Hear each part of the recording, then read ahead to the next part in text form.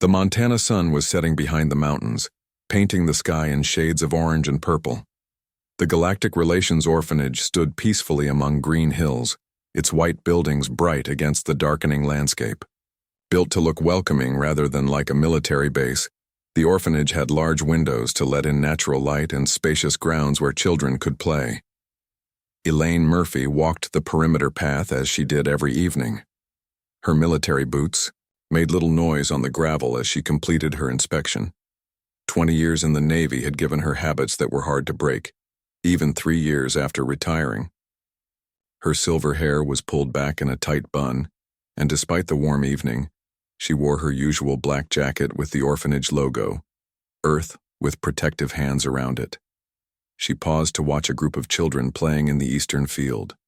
Human and alien youngsters ran together, their laughter carrying across the distance. The sight always gave her a sense of purpose. After fighting in 2 interstellar conflicts, helping raise orphans from both Earth and alien worlds felt like finally doing something that mattered. "Director Murphy," a voice called from behind her. She turned to see Daniel Wright approaching. The head caretaker was a big man with gentle eyes that contrasted with his imposing build. He had been one of the loudest voices against bringing alien children to Earth when the program started. Now he was their fiercest protector. "Evening report," he said, handing her a tablet. "All children accounted for. The new Velnari boy is finally eating properly." Elaine nodded, taking the tablet. "And how's he getting along with the others?" Daniel allowed himself a small smile. "Samantha Collins has taken him under her wing. Girl has a gift for making everyone feel welcome." "Samantha," Elaine repeated the name. "She's the one from Chicago?" "Yes, ma'am. Lost both parents in that bombing last year. She seems to connect especially well with the non-human kids. Says they understand each other better." Elaine looked back toward the playing children, picking out a small figure with brown hair tied in a ponytail. Samantha was 12, small for her age, but with an energy that seemed to draw others to her. Beside her was a thin alien child with blue-tinted skin and large eyes, Kirzal, the new arrival from the Velnari homeworld. "Good," Elaine said simply. "That's exactly what we want to see." The orphanage housed 87 children currently, 43 humans and 44 aliens from 6 different species. Each had lost parents to war, disease, or disaster. The facility had been Elaine's idea after seeing too many orphaned alien children during her last deployment. Earth and the Axioni Confederation had been allies for nearly 2 decades, but the ongoing border conflicts with the hegemony created new orphans every day. "Night security team is doing their final checks," Daniel added. "Weather report shows clear skies, so we've scheduled outdoor breakfast tomorrow."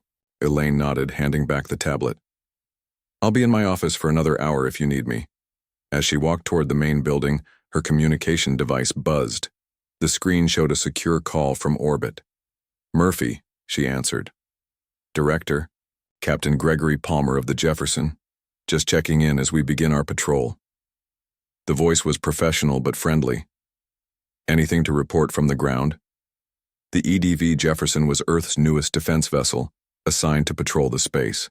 Around the Montana facility, the Galactic Relations Orphanage was officially a civilian operation, but its importance to interstellar relations had earned it military protection.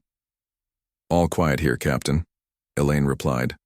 "Just another peaceful evening with the kids." "Good to hear. We've picked up some unusual activity at the edge of the system. Probably nothing, but we're keeping an eye on it." Elaine frowned slightly. "Unusual how?" "Brief energy signatures that don't match known patterns. Intelligence thinks it might be sensor ghosts or natural phenomena. If anything develops, I'll let you know." "Appreciate it, Palmer." Murphy out. She continued toward her office, the conversation nagging at her. 20 years of military service had taught her to trust her instincts, and something about Palmer's casual dismissal felt wrong. She made a mental note to review the orphanage's emergency protocols in the morning. Inside the main building, the halls were quieting down as younger children prepared for bed. She passed the recreation room where older kids were watching a holo movie, humans and aliens sitting together on comfortable couches.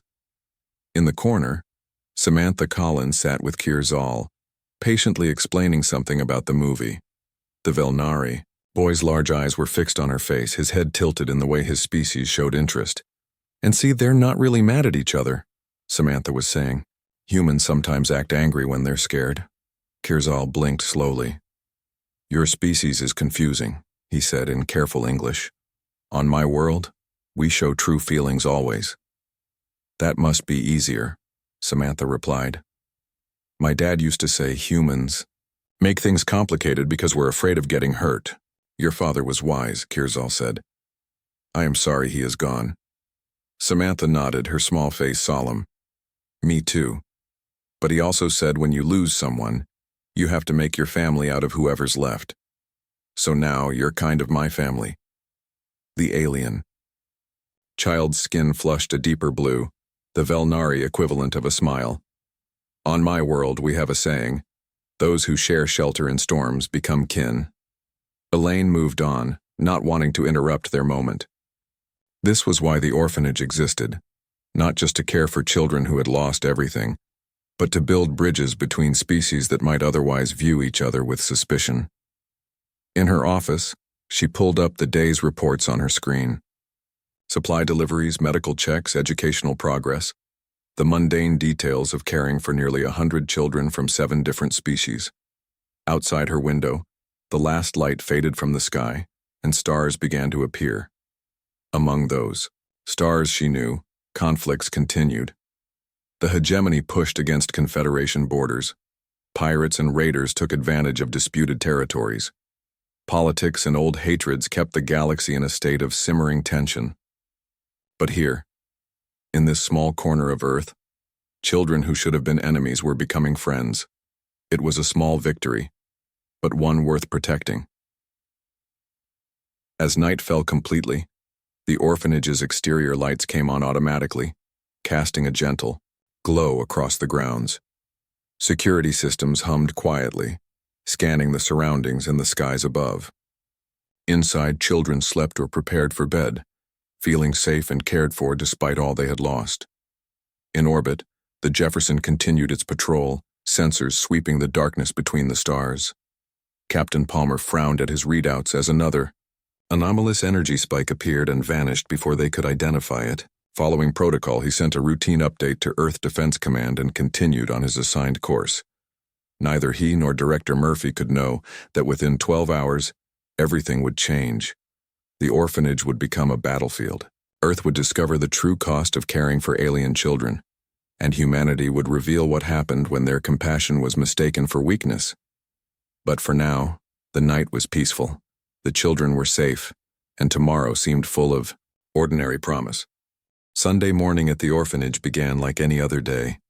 Children gathered in the outdoor dining area for breakfast, enjoying the clear blue sky and fresh air. The Montana mountains stood tall in the distance, peaceful and unchanging. Elaine. Murphy sat at her usual table, watching the children with a warm cup of coffee in her hands. She had slept poorly, troubled by Captain Palmer's report of unusual energy readings. Years of military service had taught her to trust her instincts, and something felt wrong today. Her communication device buzzed. She checked the screen and frowned. It was Captain Palmer again. Director Murphy, we have a situation. Palmer's voice was tight, professional. 3 unknown vessels just appeared at the edge of Earth's orbit. They're not responding to hails and they're moving fast. Elaine's body tensed. Military vessels? Unknown, but they're running without identification and ignoring all communication attempts. The Jefferson is in pursuit, but they're fast. Too fast. Elaine stood up immediately. What's their trajectory? A pause. Then, they're heading toward your location, Director. Defense Command is scrambling response teams, but these ships are moving at speeds we've never seen before. You need to activate emergency protocols now. Understood. Murphy out. She put down her coffee and pressed the emergency button on her communication device. Throughout the orphanage grounds, a soft alarm began to sound, not loud enough to cause panic, but distinct enough that all staff recognized it. Daniel Wright was at her side in seconds. What's happening? Unidentified vessels heading our way. No response to hails. Get the children to the bunkers. Her voice was calm but firm. Daniel nodded and immediately moved toward the nearest group of children. "Attention, everyone. This is not a drill. Please follow your assigned staff members to the safety areas." The children looked confused but began to move. The older ones helped the younger ones, following practiced routes toward the underground bunkers beneath the orphanage buildings. Samantha Collins grabbed Kurzal's hand. "Come on, we need to go to the blue building." The Velnari child looked at her with wide eyes. "Is it the hegemony? They found me?" "I don't know, but we'll be safe in the bunkers." Samantha pulled him along. "The other alien kids are probably scared too. Let's help them." Across the grounds, staff members were calmly but quickly gathering children. The orphanage ran regular drills for various emergencies, so the evacuation proceeded in an orderly fashion, despite the growing tension. Elaine watched the sky. Her military training told her they had minutes at most. She activated her communication device again, switching to the all-staff channel. "All personnel, priority 1 is getting the children to safety. Once they're secure, essential security staff report to defensive positions. All others remain in the bunkers." In orbit, Captain Palmer watched with growing horror as the 3 vessels entered Earth's atmosphere. The Jefferson was the fastest ship in Earth's defense fleet, but it couldn't match the unknown vessels. His weapons officer had a lock, but they were now too close to Earth's surface to risk firing. "Keep pursuit," Palmer ordered. "Alert all ground defenses in the Montana sector, and get me a visual on those ships." The main screen flickered, showing an enhanced image of the 3 vessels. They were sleek, dark craft with no markings. Not Confederation design, not any known hegemony design either. But their purpose was becoming clear as they descended directly toward the orphanage. "They're armed," the weapons officer shouted. "Energy weapons powering up." Palmer slammed his fist on the emergency broadcast button. "Director Murphy, incoming attack, they're armed and..." At the orphanage, Elaine's communication device crackled with Palmer's warning, but she was already moving. The first signs of the vessels were visible now, 3 dark shapes moving fast against the blue sky. Daniel Wright was directing a group of alien children toward the main building's bunker when he spotted them too. "Faster!" he called. "Everyone inside now!" Samantha and Kurzal were helping a group of younger children when the first blast hit. A beam of blinding energy struck the administrative building, vaporizing the top floor instantly. The shock wave knocked people to the ground as debris rained down.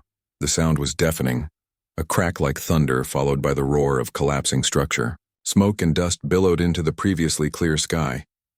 "Run!" Samantha shouted, pulling Kurzal and the other children toward the nearest bunker entrance. The ground shook beneath their feet as a second blast hit nearby. Elaine was running toward the residential wing when the second blast struck. The force threw her against a wall, knocking the air from her lungs. She pushed herself up, ignoring the pain in her side. "Daniel," she shouted into her communication device. "Status?" East wing hit hard. His voice came back, strained and breaking up. "Getting kids to the central bunker. Most of the human children are already inside. The alien wing? Working on it. Some still in transit."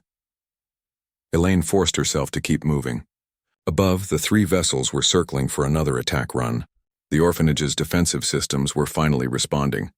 Small laser turrets emerged from hidden positions around the grounds and began firing at the attacking ships.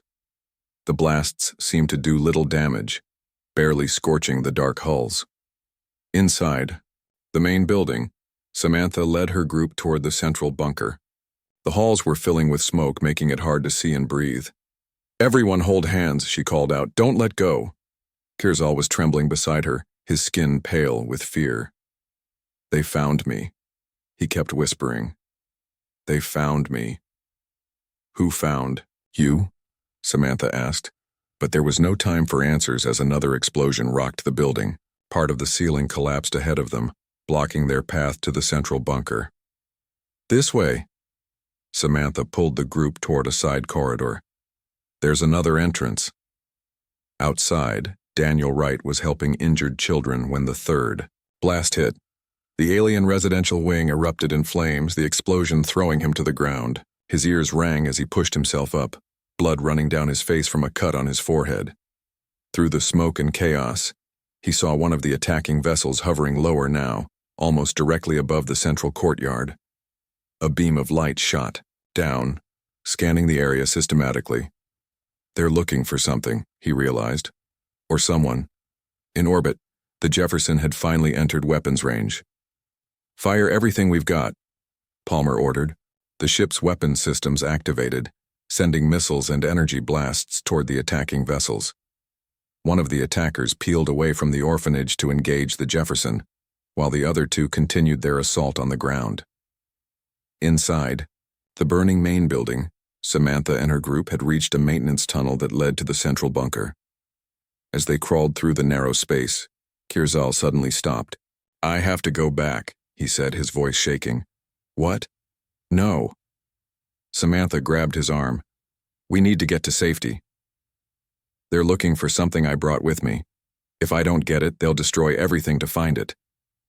Before Samantha could respond, a final massive explosion shook the entire facility. The lights went out, plunging the tunnel into darkness as dust and debris rained down around them. Above the orphanage, the attacking vessels completed their bombing run.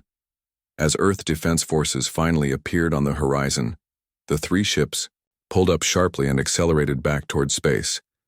A single transmission broadcast on all frequencies. "The mixing of species leads only to weakness. Consider this mercy." Then they were gone, leaving behind a smoking ruin where the orphanage had stood. Emergency vehicles and defense forces were converging on the scene, but for many, they were already too late. The attack had lasted less than 15 minutes. Smoke rose from the ruins of the orphanage as rescue teams searched for survivors. The once peaceful Montana landscape was now scarred with craters and burning debris. Emergency vehicles surrounded the area, their lights flashing against the dark smoke clouds. President Nicole Blackwood watched the live footage from the White House Emergency Command Center. Her face remained calm, but her hands were clenched tightly together. Around her, military officers and government officials worked at their stations, coordinating the response. "Current casualty report," she said, her voice steady. Admiral Frank Donovan stepped forward. He was a tall man with dark skin and a closely trimmed beard, wearing the uniform of the United Earth Fleet's highest-ranking officer. 26 human staff confirmed dead, 34 alien children killed, dozens more injured, many critically. He paused. "The medical teams are doing everything they can, but some of the injuries are severe." President Blackwood closed her eyes briefly. "And the attackers?" "They escaped Earth's orbit before we could intercept. The Jefferson managed to damage one vessel, but all three entered hyperspace approximately 18 minutes after the attack began." "Do we know who they are?" Admiral Donovan's expression hardened. "The ships carried no identification, but the technology matches known hegemony designs with some modifications. We're still analyzing the transmission they sent." The president nodded. "I need to address the planet, and I need options on my desk within the hour." She stood up, straightening her jacket. This was not just an attack on our soil. This was an attack on children under our protection. The response will reflect that. As the president prepared her address, rescue efforts continued at the orphanage site. Medical teams had set up field hospitals to treat the injured before transport to major facilities.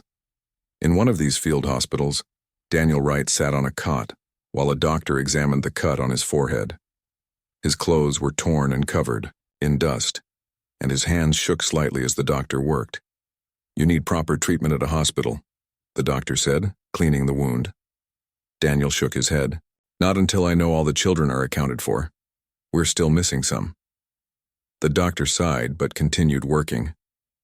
"Most of the survivors have been taken to regional hospitals. The alien children were sent to specialized facilities that can handle their physiology." "What about Samantha Collins, 12-year-old human girl, and a Velnari boy named Kirzal?" The doctor checked his tablet. "They were found in a maintenance tunnel, both alive but injured. They've been taken to Missoula Medical Center. The girl had severe radiation burns. The alien child was in better condition."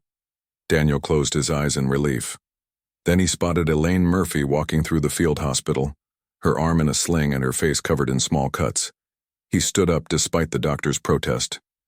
"Director," he called. Elaine turned and walked over to him. Despite her injuries, she moved with purpose, her eyes scanning the area constantly. "Right. Good to see you alive." She spoke softly. "I'm checking on our survivors."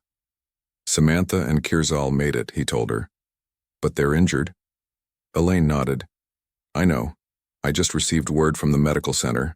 There's something else. Kirzal has been saying something about the attack that security wants to follow up on." Before Daniel could ask more questions, his communication device buzzed. He looked at the screen. "It's Captain Palmer. The Jefferson made it back to orbit. In the Missoula Medical Center, doctors worked to treat Samantha Collins. The young girl had suffered serious radiation burns, protecting Kirzal during the final explosion.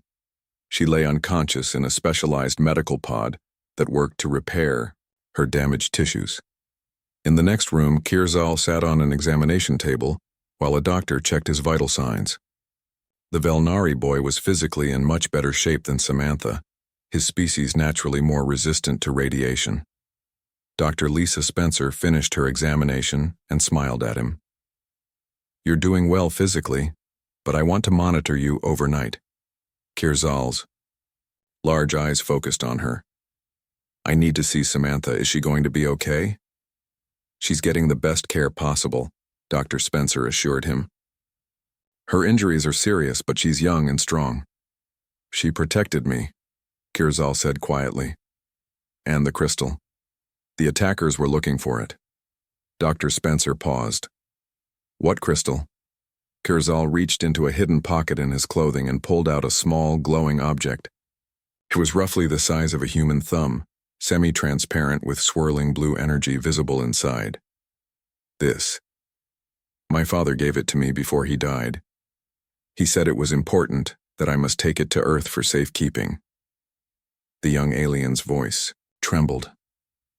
"I didn't know they would follow me here." Dr. Spencer stared at the crystal. "I think we need to call security." Within an hour, military intelligence officers arrived at the medical center. They took the crystal for analysis, treating it with extreme care. Kirzal answered their questions as best he could, explaining that his father had been a Confederation scientist working on something secret. Meanwhile, President Blackwood addressed the stunned planet from the White House.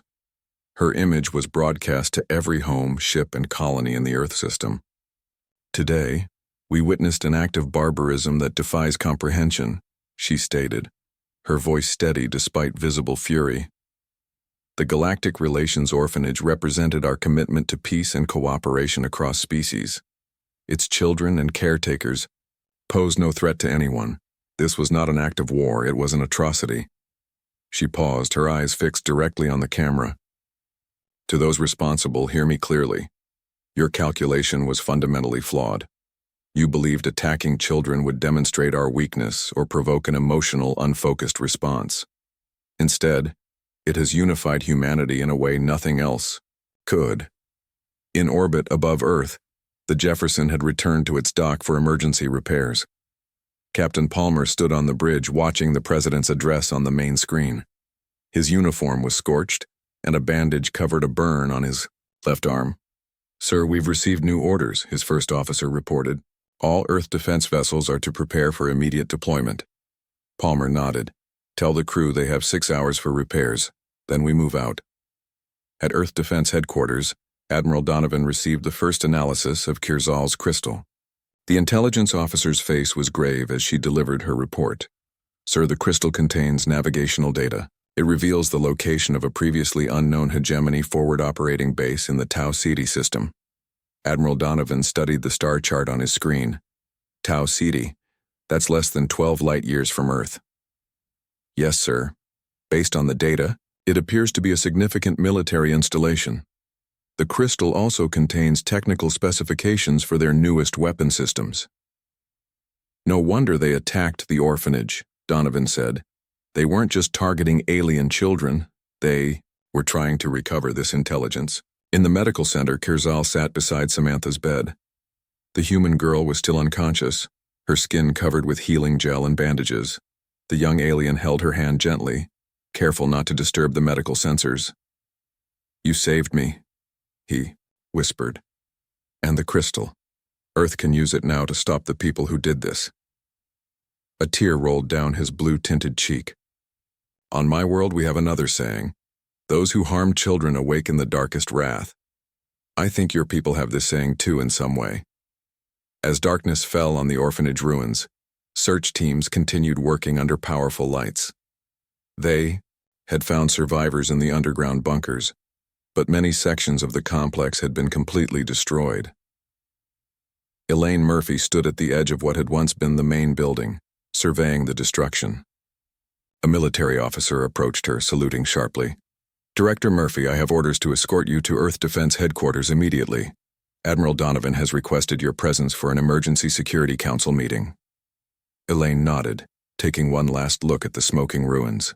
"Tell the Admiral I'm on my way, and tell him I want to be part of whatever happens next." As her transport lifted off, she could see the full extent of the devastation from above. The orphanage that had symbolized peace was now a monument to humanity's failure to protect the innocent, but it would soon become something else. The reason humanity would show the galaxy what happened when their compassion was mistaken for weakness. The United Earth Security Council chamber was located deep beneath the Pacific Ocean. Originally built as a bunker against orbital attacks, it had become the center of Earth's military decision-making. Today, it was filled with the planet's top leaders. Admiral Frank Donovan stood before a large holographic display showing the Tau Ceti system. The blue light from the display cast shadows across his serious face as he addressed the gathered officials. "The intelligence from Kirzal's crystal is clear," he said, pointing to a spot in the hologram. "The hegemony has established a forward base here, just 12 light-years from Earth. Based on the technical data, we believe this is the staging area for their 6th Strike Fleet, the same ships that attacked the orphanage." President Blackwood sat at the head of the circular table, her eyes fixed on the display. "How long has this base existed?" "At least 3 years, according to the data. They've kept it hidden by using a complex cloaking system that masks its energy signature.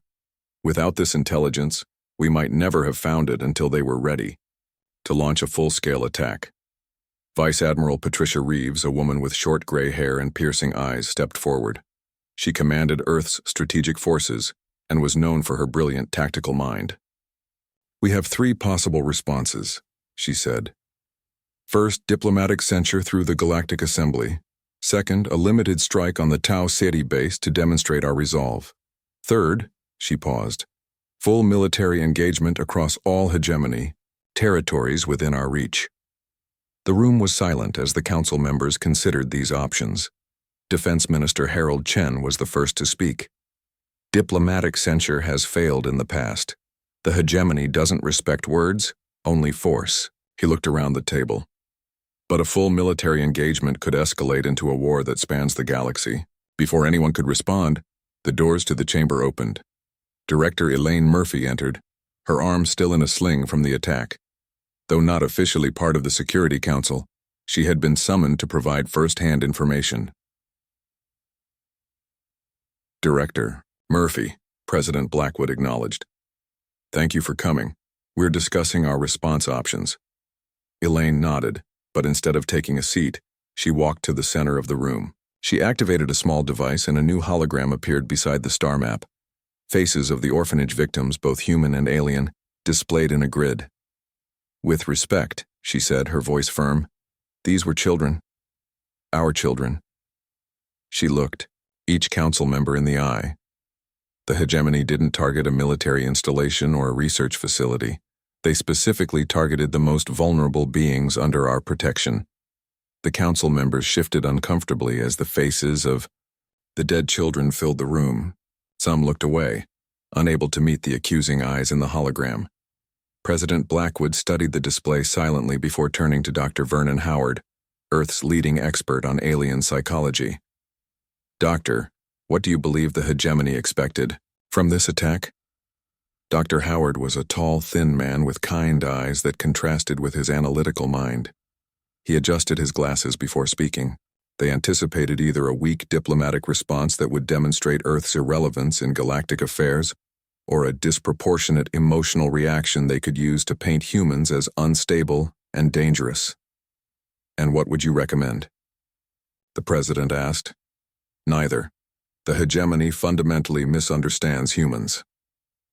Dr. Howard's voice was calm but carried conviction.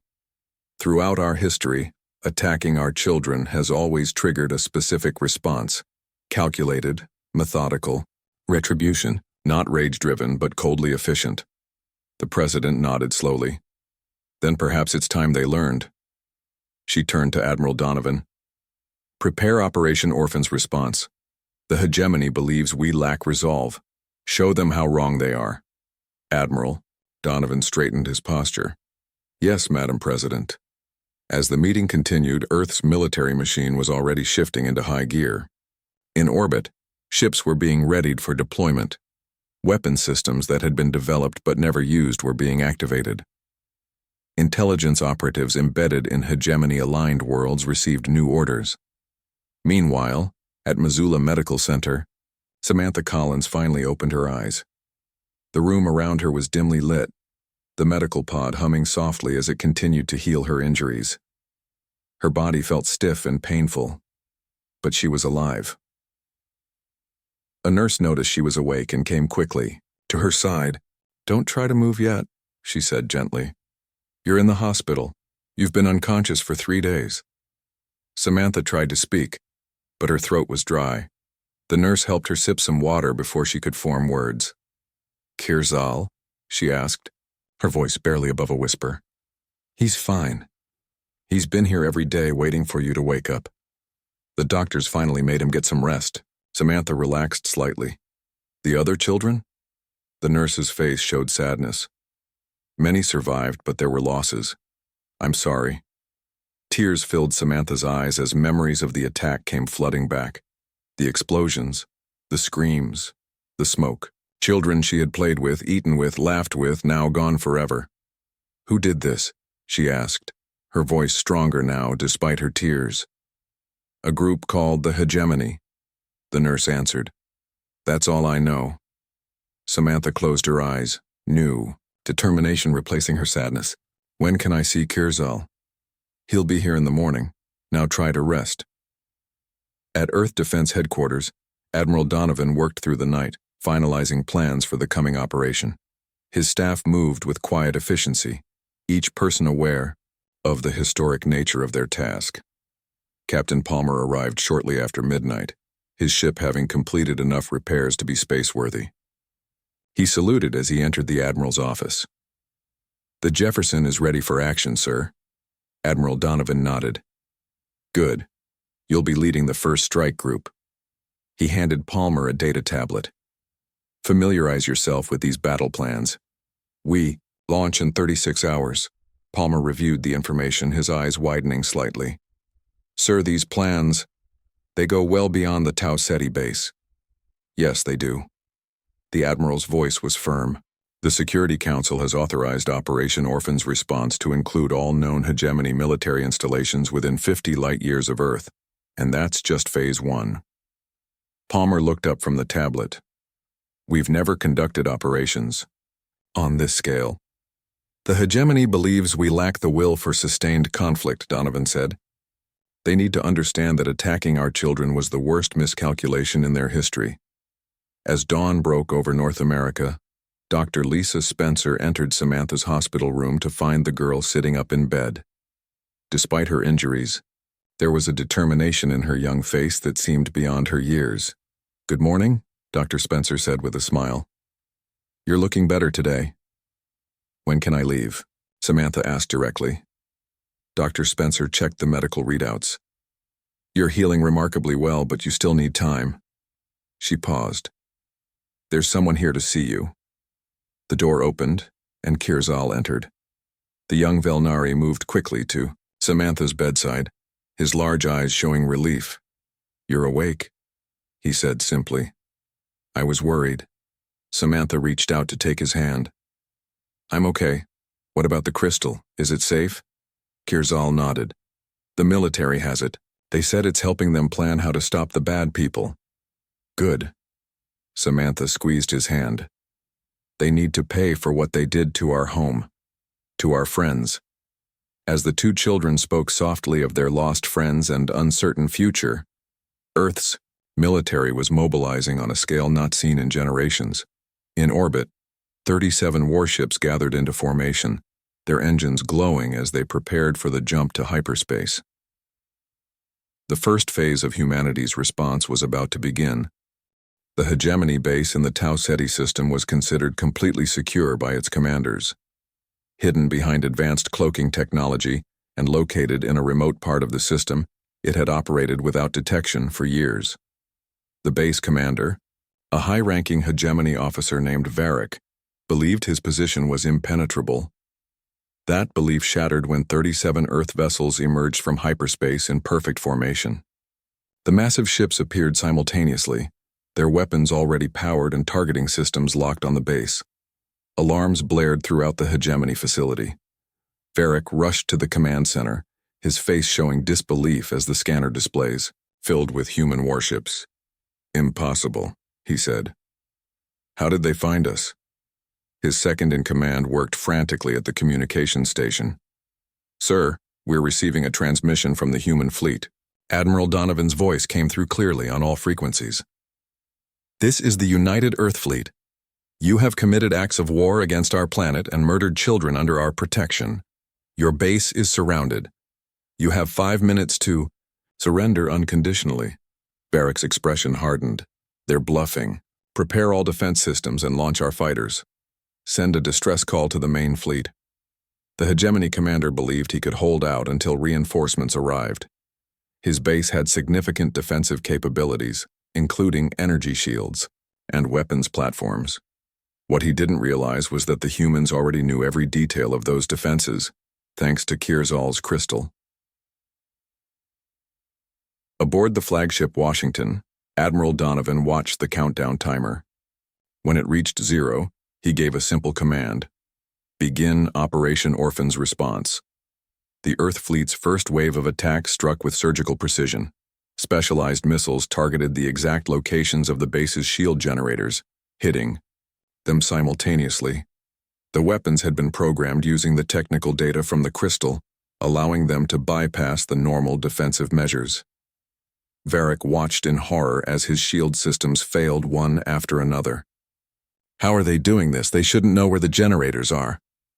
The second wave of Earth's attack targeted the base's weapons emplacements. Again, the strikes were perfectly placed, destroying defense systems that should have been hidden from enemy sensors.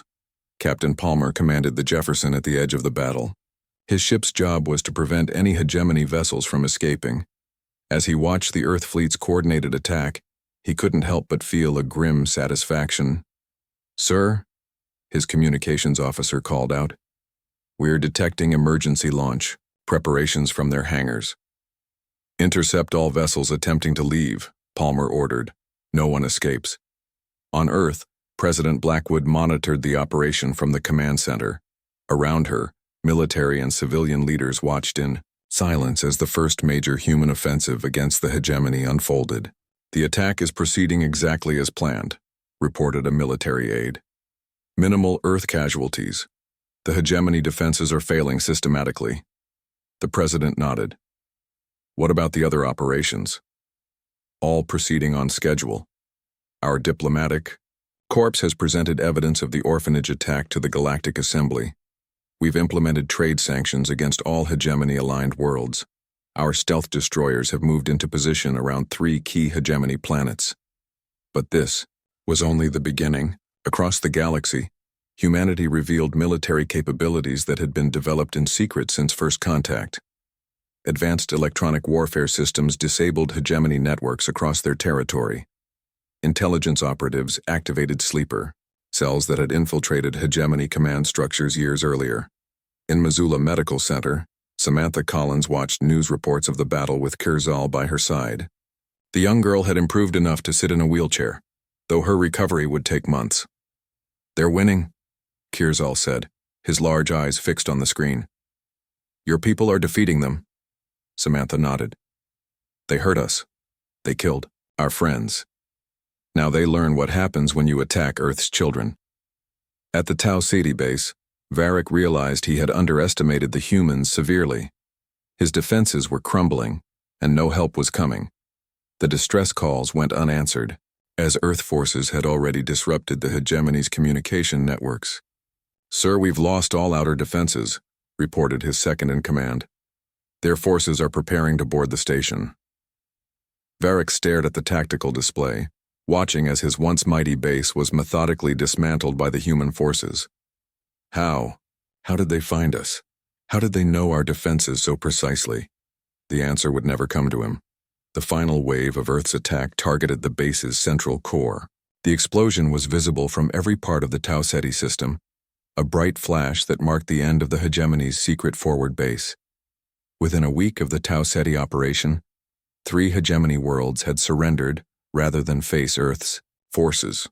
Within 2 weeks, the hegemony leadership was in disarray, never having anticipated that the seemingly diplomatic humans would respond with such coordinated ferocity. At the Galactic Assembly, Earth's ambassador Kelly Harrison addressed the gathered representatives of hundreds of worlds. Her speech was being broadcast across the galaxy.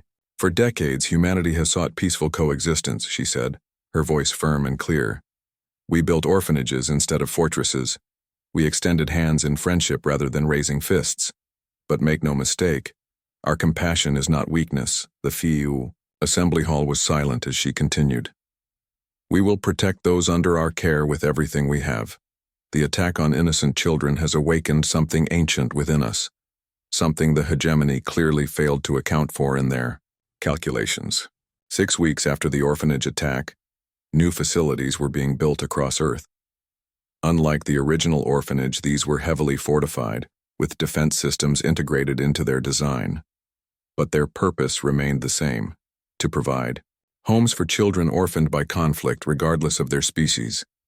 In Denver, a new medical center specialized in treating alien children had been established. Samantha Collins was one of the first patients transferred there to complete her recovery. The facility offered advanced care for children of all species, and Kirzal had been allowed to stay with her. On a sunny afternoon, Samantha's wheelchair was pushed onto an observation deck by Daniel Wright, who had taken a position at the new center. Kirzal walked beside them, his blue-tinted skin now healthy again. From the deck, they could see transport ships arriving at the nearby spaceport, bringing more orphaned children from across the galaxy to their new home on Earth. "They thought hurting us would drive us apart," Samantha said to Kirzal as they watched the ships land. "They never understood humans at all."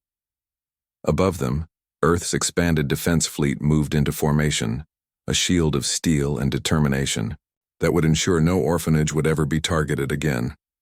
In a secure facility orbiting Earth, the captured hegemony commander Varric sat in a cell, watching newscasts about the rapid collapse of his government's power. As he observed humanity's methodical dismantling of the hegemony forces, he finally understood the fatal miscalculation his leaders had made. Humans had been holding back all along, not out of weakness, but out of choice. And now that choice had been taken from them. The hegemony had believed attacking Earth's most vulnerable would demonstrate human weakness. Instead, it had revealed humanity's most terrifying strength: the ability to wage total war while never losing sight of what they were fighting for. The galaxy would never be the same again.